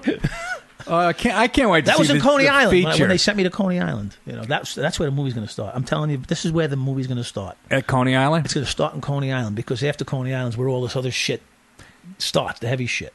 Okay, wait, but you don't even notice. People don't even notice. They don't even mention Coney Island in the movie. In the book, you'll hear this. A cop threatens to kill me at my own house from Coney Island when I was working in Coney Island. I'm not going to get into the details because it's labyrinthian, whatever you want to call it. It's got tentacles everywhere. But there's a cop off duty that threatens me in Coney Island and then calls my house about 2 weeks later and starts threatening me at 2:30 in the morning when I walk in the door and my phone's ringing. He doesn't say a name, doesn't say anything, and then finally I get him to talk. I fucking convince him to talk, and he goes, I could shoot you right now. Boom, I hit the fucking ground in my house and start chewing on the rug. And this is me when I got a fucking 7-month-old baby in the room and my wife, and I'm like... What year is this? This is 1986. So 86 already, I'm fucking getting threatened to be killed by a cop. And this guy ends up going to fucking jail, too. So 5 years into your career, you're already... Yeah. Okay, so you come out of rehab... You go to the Yankee Clipper, fucking celebrate. Yeah. Now, you said this is the beginning of where it started to unravel. Well, let's get to that part. Well, because Kenny and I no longer work together. That's what happens. So I no longer have control of this fucker. How did that What was the event that split you up working with? Because I went to the rehab. You went to rehab, and he had another partner. So now he stays in the 7.5, and I go for the duck. I duck out. Now I'm in rehab for 2 years, and I'm on my way back to the 7.5. Kenny just retires. He gets his 3/4 disability. Oh, Jesus. Because I'm telling him, Kenny, you know it's over. He goes, yeah. So he sets himself up for this 3/4 disability that he broke his wrist. Anyway, I'm not going to get into that. Let him answer. I'm going to have him in to rebut all this. What do you want, the truth? You want you want the truth? Or you want? I can tell you the truth, but he's not gonna. Why would he? He'd lose his pension anyway. So he gets his pension. God bless him. He's gone. Now I'm going back to the 7.5 after I finish my rehab stint, which I don't want. I don't want to go anywhere. I want to stay rehabbed with no guns. I don't want my guns back because I'm fucking. I'm not trustworthy. I know I shouldn't have my guns back. So you don't. I'm trying. That's not ironic. You know you're not trustworthy, but the cops want to give you your guns. But they're back. trying to give me my guns back. So I said, listen, all right, whatever you're gonna do, you're gonna do. I'll just do the best I can. I'll try to do straight eights. We call them straight eights, just to stay out of trouble, just to do the right thing. I end up in the 9-4 precinct, and where's that? It's in Greenpoint. And I end up in sort of like God's country in a way, because it's like you're fucking getting paid cop salary to hang out with people who hardly speak English. Most of them are Polish. And there's a couple small Italian section, a small Hispanic, small black Probably section. not anymore, but yeah, no, today it's all fucking heaven.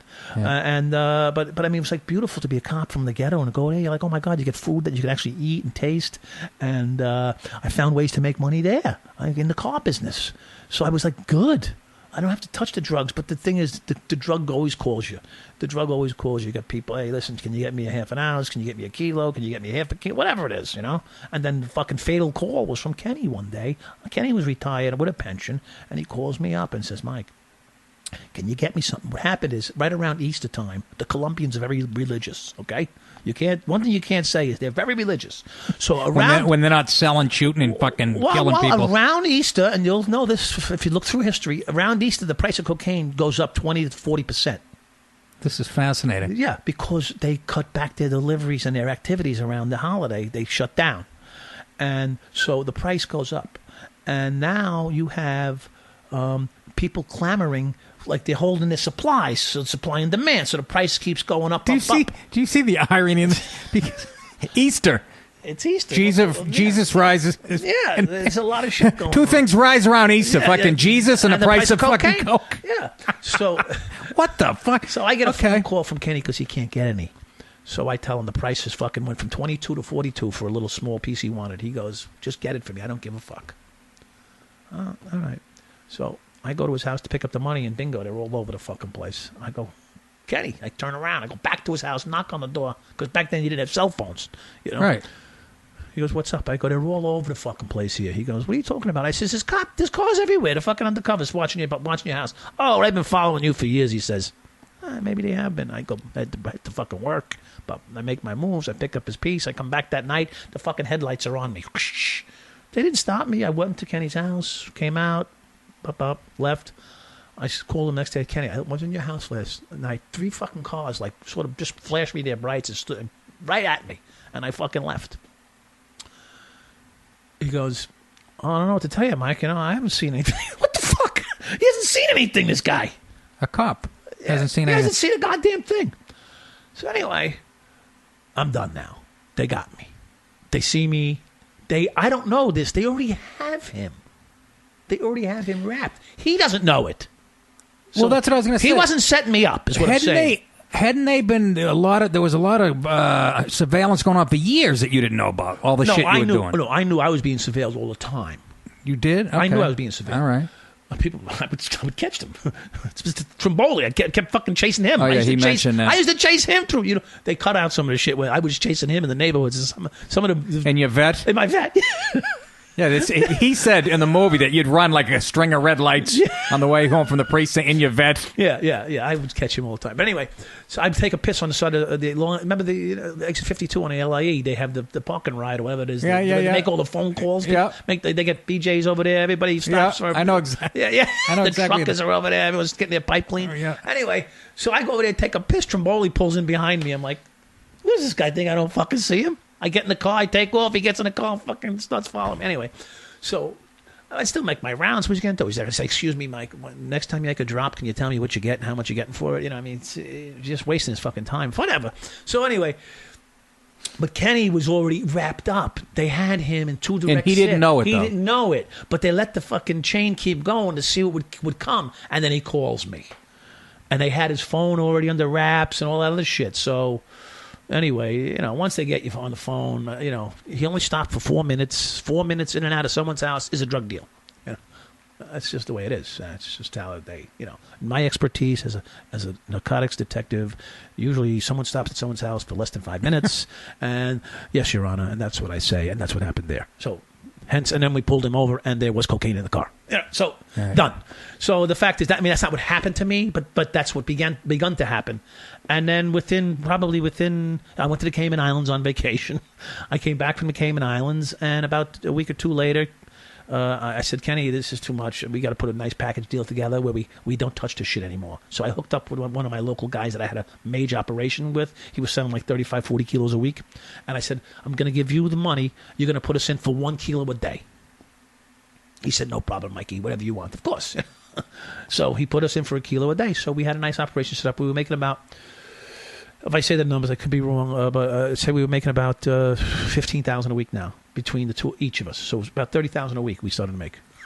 Fucking nice money, right? We only got it twice, but because they were already deep in us. But I was trying to pull away from the activity, and so no hands-on type of thing. Just pay this drug dealer. So every time he bought 5 kilos, we got 1.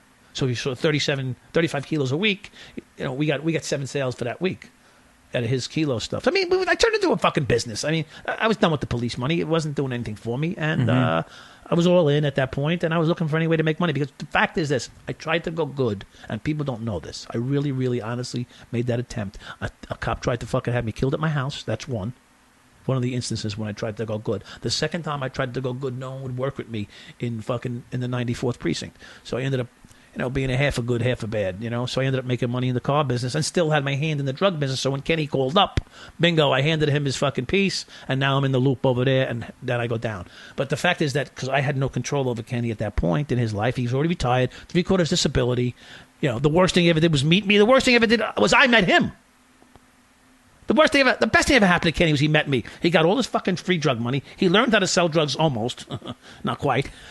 He made some money doing that. He got a 3/4 disability pension. He buys a house cash out in Florida, so he's got a pension the rest of his life. His wife's father left him $500,000 in cash. He did quite well, this guy. And then the worst thing he ever did was meet me. He got a $3 million value pension, at least. And you were selling in Long Island, right?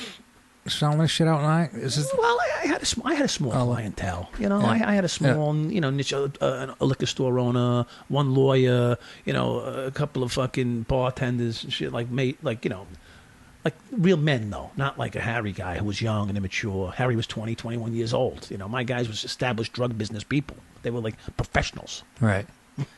Unlike Kenny and his crew. Yeah. Well, 54 people were arrested with us. 54 people were arrested. People don't know the facts. Civilians. 54 people were arrested. 6 of us were police officers. I knew 2 people, my partner and Kenny, my current partner and Kenny. That was it. Of course, I did know Kenny's wife. So maybe I should have said that. It's one of the things they asked me not to bring up. All right. So, okay, so when does it go down? You eventually. I'm at work in the 94th precinct. Yeah. And they haven't called my sector in 2 days. I'm like, what? This has been awfully quiet. So what happened was they knew it was coming. So I picked up a piece for Kenny the last day. Who knew it was coming? The NYPD. They knew it was coming, so they would not. We'd go on patrol as a regular day of patrol, but they would never call our sector because they didn't want us doing anything police-wise, and they were following every move we made all day long. And I kept seeing them, but I wouldn't tell my partner. I didn't want to scare them because I figured out they're following me again. You know, what am I doing today? All I'm doing is buying a brick of fucking Coke. I'm not like I'm doing anything serious. You know, what was... unless you're on the other end of the sale, you know what the fuck I'm doing. I'm going into a store, coming out with a bag. You think it's chips? It's a fucking a brick, whatever. Right. So, and then I dropped it off to Kenny. Or Kenny comes to meet me at work. I throw it in his car. He drives back to Long Island. Bingo! The house gets busted when he walks in with the drop, and the sandwich shop is closed. They call me into the 94th precinct. Come on, we want to talk to you. I go inside, turn around, there's badges everywhere flying. And it got ugly after that. Was that when you I'll describe that in the detail in my book. Well, in the movie, what's the scene? You're putting your pants on out of your locker, and you got Coke in your pants. Yes. Right? Yes. Which had me fucking belly laughing. Oh, my God. It was horrible. See, man, what the fuck am I going to do with this? I tried like hell to get rid of it, but they kept blocking my path. Every time I'm going to get rid of it in that pail. I'm going to just walk past the pail and throw it in the fucking pail. Yeah. They blocked the pail. Then I had a flanks of cops walk me into Left Rack City. Flanks. I'm talking 100 of them. I get out of the patrol car. I'm like, the mayor's here? What the fuck's going on? I'm here to take a piss test, they said. I went, this looks like it's a little more serious than a piss test. Yeah. Oh, my God. And then I went to open the windows. I was smoking in the car. So I says, you guys want to open the window? Because there's no fucking handles in the back. I'm like, I'm in the back of a car with no handles. Something's not right here. How about you guys open the window? Because I'm going to smoke I smoked a cigarette, chain smoked fucking cigarettes, so they would open the windows. I was going to take the shit and throw it out the window while I was driving. And they wouldn't do it. They wouldn't open the window for themselves. Window. They wouldn't open it for themselves. They're like, go ahead. They're coughing and choking and fucking trying. Okay, when I get out of the car, I'm going to get rid of it. As soon as I step out of the car, well, they opened the door for me because I couldn't open it myself. So they're standing right next to me. I'm like, fuck, I can't dump it yet. But I'll get a chance between here and the entranceway to Left Rack City. And there was a flanks of cops there, all gold shields. Like everybody had a gold shield. Like that's the upper brass. Well, whoever they were. And then you got it. Then the elevator opens up and there's a bunch of scrambled eggs. People will know what I'm talking. These fucking more scrambled eggs on their caps. On their hats, on their caps. There's these like scrambled eggs all over the place. I'm like, holy fuck, this is pretty serious for a drug test, you know. I get in the elevator. I go upstairs and there's this lieutenant waiting. His whole fucking career he's waiting to get me. What's his name? It's a German fucking guy, Hoff something. I don't remember. Hoffenschmaffer. I don't know. But he was Colonel Clink. He was a scumbag. Everybody hated him because he thrived on taking cops down. He thrived on it. You guys have a problem. They have a problem. You know what I mean? The police department today, you can't have a fucking drug. You can have an alcohol problem. They'll take care of you. But if you have like an oxycodone or fucking coke or fucking whatever, Montega, heroin, whatever the fuck they have, if you have any kind of problem like that at all, you're fired. You're terminated. And you know, it's the reality of life. People do have problems. So what happens is this: you go underground. Then, if you have a problem and you're a police officer, you have to go. You're forced underground with your problem. You can't say, "Listen, I need some help." So now you go underground, and what happens? You commit more crimes and more atrocities because you just have to, because you feel there's no way out. It's like a rat trapped in a cage. He's going to fight and chew his way out. So that's I'm working with Internal Affairs now for the New York Police Department. Did you know that? No, I did not. Yeah, I did not. I don't think that was in a movie. No, not right now as we speak. I did. It's just current. Thursday, Friday this past week, I was in with them and helping them with some things, and we're putting together an extensive, informative video. And I think if things go smoothly, I may be speaking before some recruits and stuff like that. So, in a way, I'm really, really thankful. In an odd way, that my life is turning around now, and thanks to this movie, I guess, in some respects. Listen, this movie shows an ugly side of the police department. It shows an ugly side of what human beings can become. But I think at this point in my life, I've earned the right to speak candidly and honestly about everything I've done. I did my time. I served my price. The price has never ended, by the way. I continually pay for it. So for all you haters out there, I'm still paying for it. I can't even get a fucking steady job still. Okay? So life is not easy. Yeah. So you'll be happy to know that if you're a fucking hater. Yeah.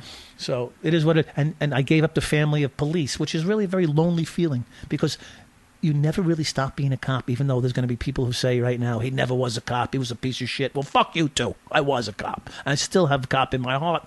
But you know what? I'm a realist today. I don't see everything. Everything's not black and blue today or blue and white. There is a gray, and there's in the middle when it comes to police work. Some guys fucking don't belong in the police force. Well, you said right in the documentary at one point, you said, I look at myself as a gangster and a cop.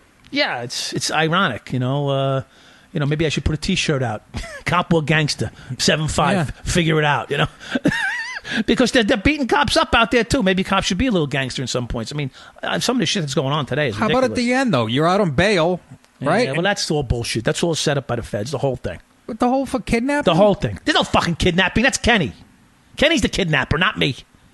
That's all bullshit. Is that right? That's the facts. In the movie, in the movie, they have you come up with this plan to... No, I never had a plan to kidnap anybody. But that's what it says in a movie.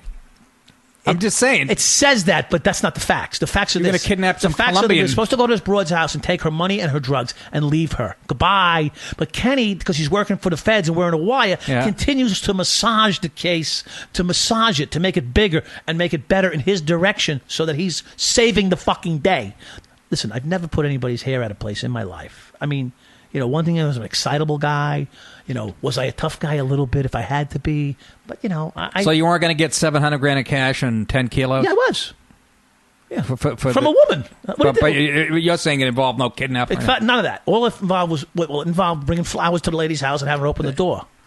But was that part true? The same day there was a murder in the neighborhood? Yeah, of course. And of course, I fucking called Kenny like a jerk off. And by the way, I knew Kenny was wearing a wire at times, but I wanted to believe. Listen, this is how desperate people get when they get in a bad situation. I know he's wearing a wire. I'm asking him, "Are you wearing a wire today?" No.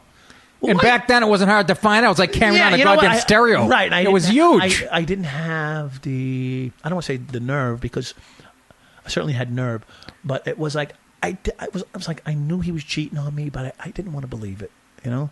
And that's just the way it was. I don't want to believe you're doing this to me, Kenny, right? You're not really doing me the way I think you're doing me, are you? And like Kenny's known for his hair, never out of place, perfectly coiffed. And he's got the window open in the fucking car. I got the air conditioner blowing 90 miles an hour. So I look at him, Kenny, why you got the window open? I know something's not right because I just chased the feds.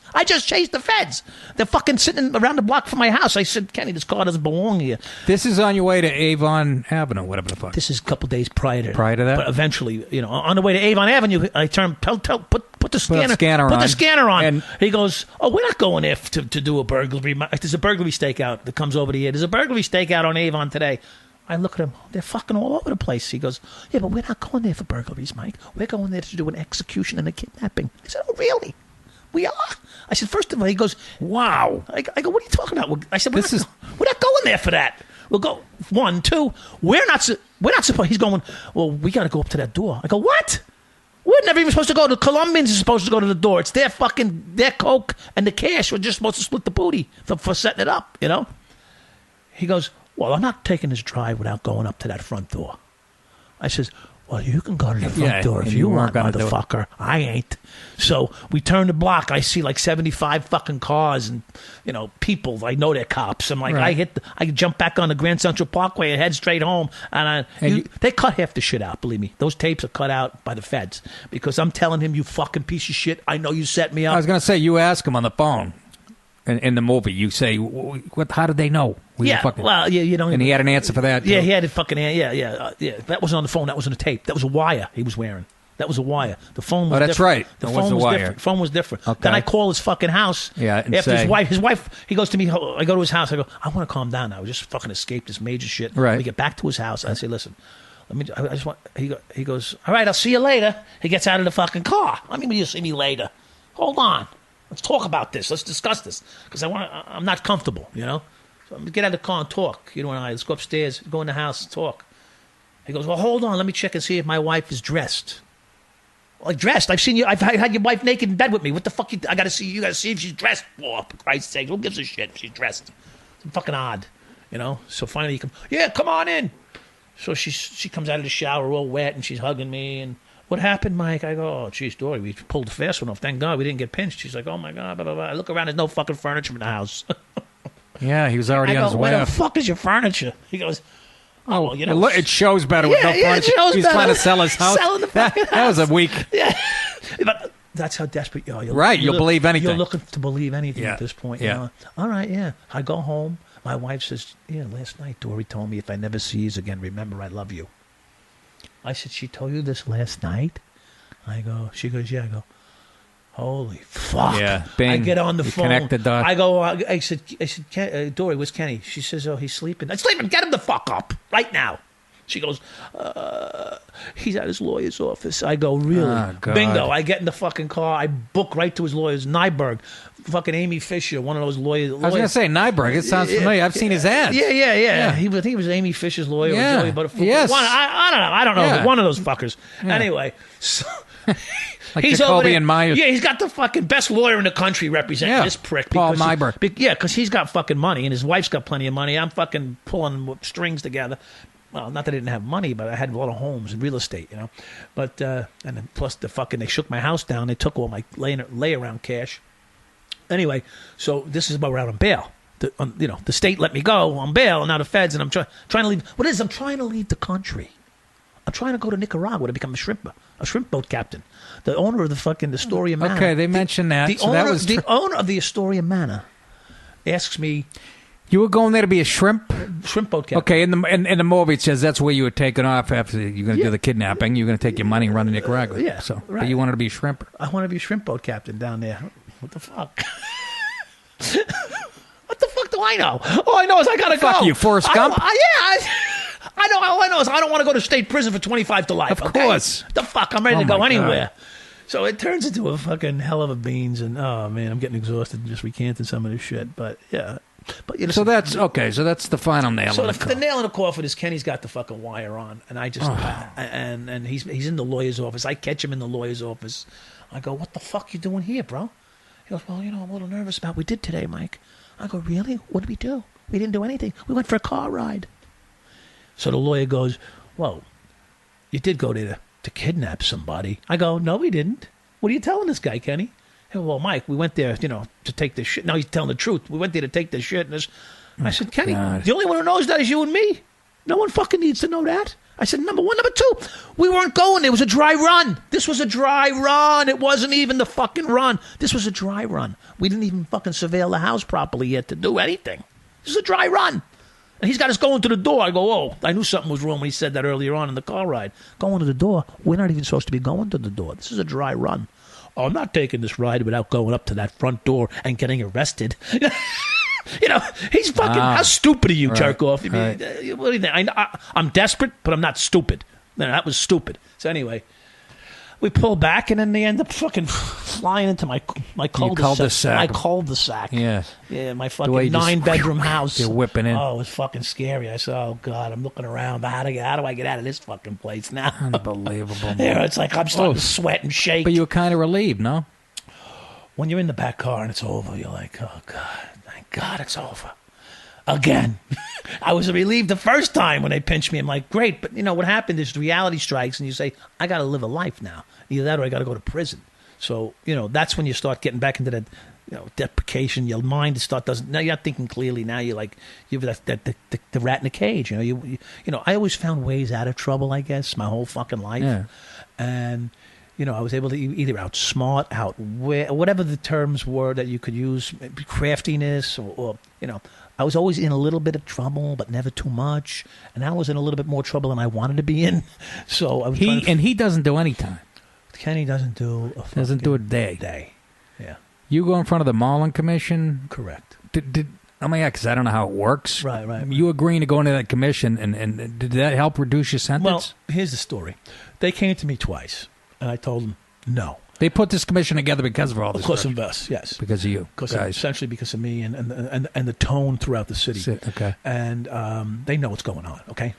I didn't just break the fucking egg. You know what I mean? Right. I was the first guy. All right. But the fact is that I'm going to be the boy. I'm going to be the white Irish guy from Long Island that could put all the fucking troubles on from the police department. When the reality is, this wasn't the face of corruption. It was just part of corruption. So anyway. They put that on me, so now they want me to cooperate with them. I tell them, listen, you're going to have massive suicides, and fucking the police department's going to fucking take a major hit over this commission. So what are you going to do for the cops? They said, we don't give a fuck how many cops commit suicide. If they're bad, we don't care. I said, well, what about their wives and kids and their families? And they said, let them worry about themselves. This is the fucking commission telling me. I'm not. Yeah. I do not mince my words. I'm straightforward. All right. I said, okay, I really don't want to deal with your people. Goodbye. So anyway, this jerk-off McAleary comes out and starts writing newspaper articles about how many people I whacked. Okay, 0, but he's got me down for 9 in the newspaper. So You're now kidding me? No. So the lawyer fucking... They can't... There's no way of verifying that? They don't... I can tell you what they wrote in the article. So anyway, the lawyer... I'm on the phone with the lawyer. He goes, listen, Mike... The only one's going to help you now is this commission. He says, they've asked me again after this article came out if you would fucking come cooperate with them. If you cooperate with them, you don't have to give anybody up. You just have to tell them what you did and how you did it so that you can give them... now, who's telling you this? Your lawyer? My lawyer. Yeah. You can give them a game plan on how they can prevent guys like you from getting away with what you did. I said, all right. I said, so the fact is this. I'm not going to testify against anybody. I'm not going to agree to testify against anybody. But I'll tell you how I did it, how I got away with it. Part of the implication is you have to tell them everything you did along the way, so you clear the slate. So it's almost like what they call it, almost like a proffer today, but you have to tell them what you did, how you did it. Otherwise, the feds fucking come back and get you with anything they want, and the feds are motherfucker. They'll come after you. I mean, Martha Stewart fucking couldn't beat them. Okay, right. so right. let me tell you something. Right. If the feds come and get you, it's already over. Yeah. Just people just don't know it. Yeah. It's done. You're done. When they come in to knock on the door, it's over. So it's just a matter of cutting your losses. So now I'm in the fucking hole. They offered me 30 to life the first trip. The second trip was 24 to 30. I went to my lawyer. Did I fucking kill somebody? I gotta sign a plea agreement for 24 to 30 years. What the? And my lawyer goes, don't ever look at the bottom number. He says, because you're not getting it, no matter what the agreement is. They don't call it a plea deal in the federal government. They call it a plea agreement. There's no deals, okay? So you don't agree to put yourself away. I'm in the fucking thing, and my wife's yelling, don't take the plea, Mike. She can't at them. Don't take the plea. I look around at her, and she has no idea what I turned down already. So I got him down to 12 and a half to 15 and a half years. And the Mullen Commission said they would come into the fucking courtroom if I was honest with them and forthright and helpful, that they would express to the judge the detail to which I was. I mean, you know, so I did my thing, and instead of getting, because the judge was going to give me the 15 and a half plus, she said. And she said it's clearly at my sentencing, she said this. And then she said, but the fact is that you were very helpful to the Mullen Commission, and you helped them, helped straighten out some of the police nonsense that's going on out there. So I'm going to give you a sentence right in the middle of your guidelines. Yeah, because in the federal government, they have guidelines. You go 12 and a half to 15. She gave me 14 years. I served 12 years, 5 months, and like and you never 23 days. And you never implicated anybody else. I never implicated any of the cops, no. It is what it is. You know, I'm not a fucking hero for that. It just, it is what it is. You know? I was taught in my life to take your own weight. I don't know. My dad taught me that. If you do something wrong, take your own weight for it. So I tried to. You know, listen, I don't hold anything against Kenny for what he did, by the way. In the end, for what he did, no. It's just what he did after, when he started to set me up and lay the fucking groundwork for the feds. That pissed me off. Because he didn't have to do that. There's no reason for that. You want to turn on me, go ahead at this point. There was 11, listen, there was 13 or 14, maybe 20 fucking cooperating witnesses against me. People just making they were calling the government up saying they were in jail. Oh, I know that guy. They didn't fucking know me. They were drug dealers in East New York. Yeah, I did shit with him. They were all jumping on the bandwagon. They could just make shit up. The government's like, you willing to say this? Yeah. You willing to say that? Yeah. He took money from you? Yeah. They were fucking taking agreements from anybody. Anybody with a fucking drug dealer conviction. And prison life for cops is usually horrendous. But I know you mentioned that they kept away from you. You just walked the yard alone, you said a lot. And mostly, yeah. Mostly. I had a few guys that would come up to me and spend time with me, but they would always be ostracized themselves, so they were taking a big risk. You know, when you're a cop in prison, nobody wants you. Yeah, you're seen with you. Right, exactly. Yeah. So you know, but there were some guys that just didn't give a shit, sort of like me. You know, they didn't want to be told what to do. So you know, like I'm walking with the guy, go fuck yourselves. You know, people had to have the nerve to step up to them then. And listen, prison life is a little different than people talk about. You know, it's a life. People try to live a life, and there's always conflict, like there is in life. And but in prison, you don't go to bed with conflict hanging. I mean, someone put me in this. I almost got stabbed up my last 4 months after doing like 11 and a half, 12 years. I almost got stabbed my last fucking month in prison. It's a long story. It'll be. Okay, I don't know if it'll be in the book, but the fact is, it was not an easy ride. Every day I was mentally tortured because I had to know that there could be a guy at any minute trying to make a name for himself and using me as the fucking scapegoat. Right. Do you still talk to Kenny?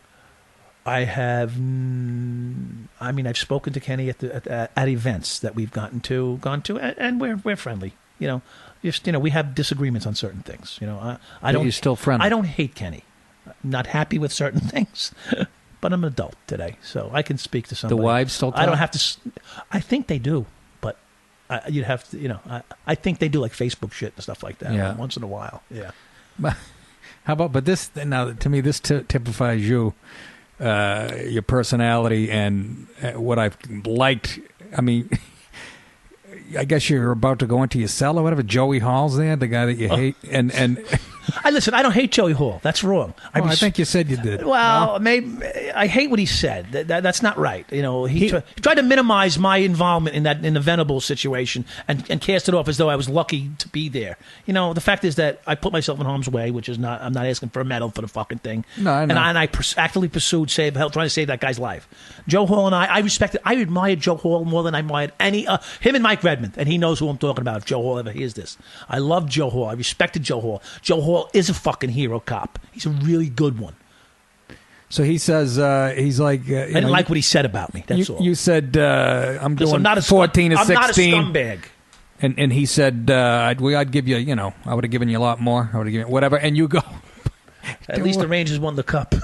The year wasn't a total waste. At least the Rangers won the Stanley Cup. You know, and then he says he hears your fucking jail cell. That was a little slam. dramatic, wasn't it? I said, come on, what is he sitting there waiting for it to slam? I was going to say, what's he doing there? Well, is he writing a book when he did that? But you really said that about the Rangers? Absolutely. Joe Hall and I, listen. You're just about to do a stretch of 12 years. Right. Well, listen. That's what I'm talking about. My whole life I lived fucking Ranger. I'm a regular guy just because I shook down drug dealers. No, I know. Joe Hall and but that's not going to be on most people's mind. Is it going into their fucking cell or whatever? Well, they must have just happened then. It was 94. Yeah, 94. 94 was the summer of Messier. 94. Yeah, Messier, the whole fucking great thing. Come on, I'm a hockey player. Look, my teeth are all banged up. Joe Hall and I used to go to hockey games together, okay? And is that right? Smackdown Heinekens together. No shit. Right? And I used to bring fucking booze up to the squad room for them, okay? So Joe and I had a little bit more of a relationship than it sounds like. Have I seen his face look familiar? I don't know if I've seen him in other shit, maybe in the papers or something. He looked very familiar. Well, Joe Hall's been around quite a while. He's actually an excellent detective, by the way. He is the man. There's no question about it. You know? Well, I learned a lot from him. Did you? Yeah, I did. Absolutely. You mean good stuff or bad stuff? No, good stuff. No, real good stuff. Yeah. That's the other thing you mentioned. I was a fucking good cop, bro. Well, you said right at the beginning when you're a young cop, if you didn't go along with some of the bad shit, you get ostracized by the other cops. Well, that's true. You know, it's true, of course. And we're not here to justify what I did. No, I know. Yeah. Christ, listen, I made 47 arrests. Like I said, I defend cops all the time. Like I'm in show business, a bunch of liberal fucking assholes busting my balls. I made 47 arrests in 10 years. I made 40 in my first year and a half. What does that tell you? Say that again. What were those numbers? I made 47 arrests in my career, from what I heard. I heard. And 40 came in the first. 40 in the first year and a half. Well, you were busy the other year. Well, I had no time to make arrests. Well, the job turned. You know, the job turned. It went to the quota system. It turned the whole fucking job around. Real quickly, I wanted to bring this up at the end. I just wanted to get your opinion. And this is different. The cop situation today and Black Lives Matter and unarmed black people getting shot by supposedly white cops and. Well, not supposedly, but like this past weekend. Well, Maryland, they weren't all white. The cops didn't. No, I know, absolutely. I was going to talk about Ferguson. It was the 1 year anniversary yesterday, and you got black lives are out there marching and protesting and raising hell again. Let me tell you something. That guy wouldn't have broke my fucking eye socket. No one would break my eye socket if I had a gun. Not happening. So that's what I'm saying. But I don't get this. My point. It's all a bunch of bullshit. Okay, listen. Well, I'm with you on this one. Someone's life matters. Everybody's life matters. Right. When I say bullshit, I'm not saying that the guy's dead. You know, does he deserve to be dead? Probably not. But the fact is, this. Here, let's get into it. Give the cop a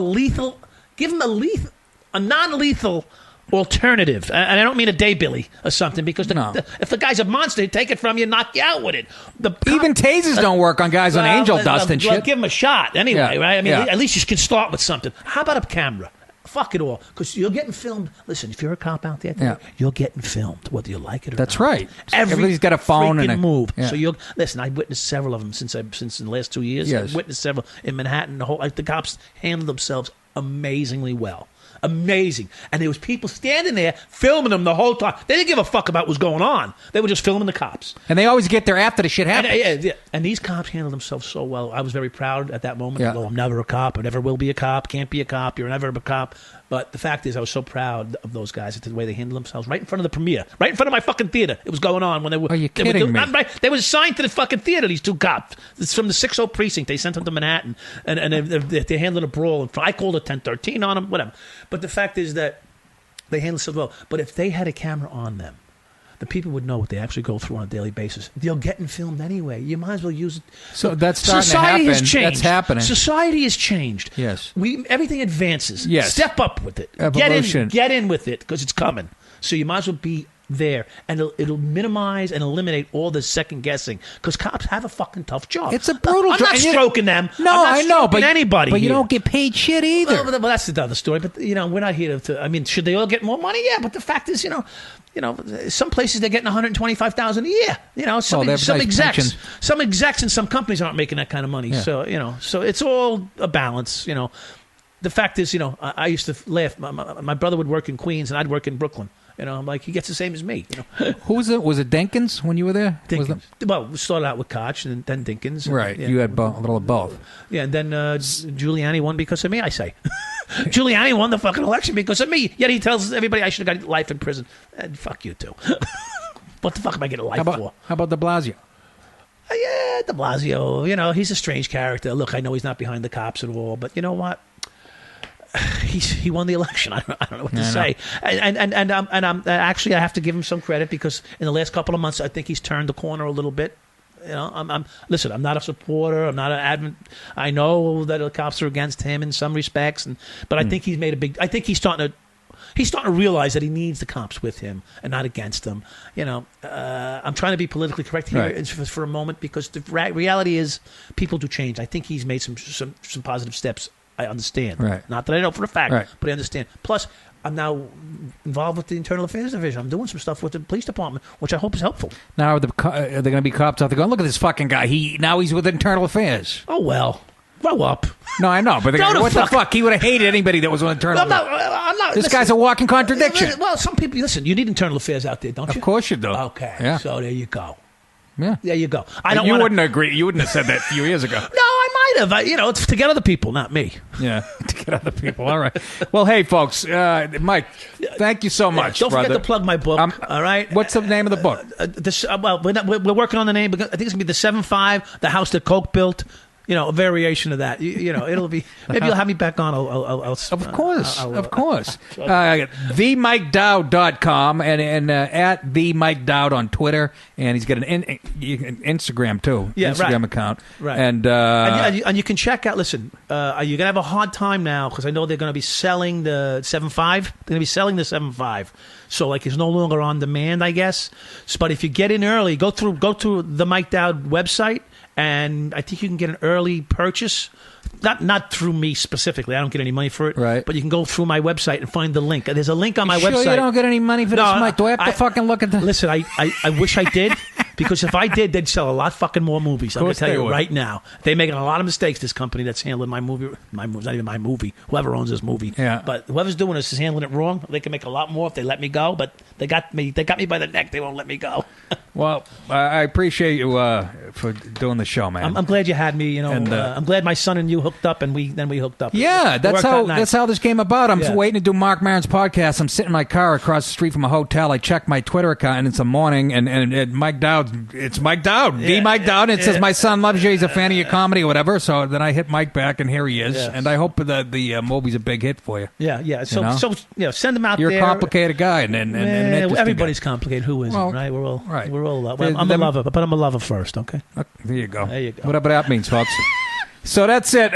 You kids, I will see you next week. Come out to see me at the Music Fest, like I said, in Bethlehem, Pennsylvania on the 21st of this month. The rest of the dates are at nickdip.com. I'll talk to you next time, bitches.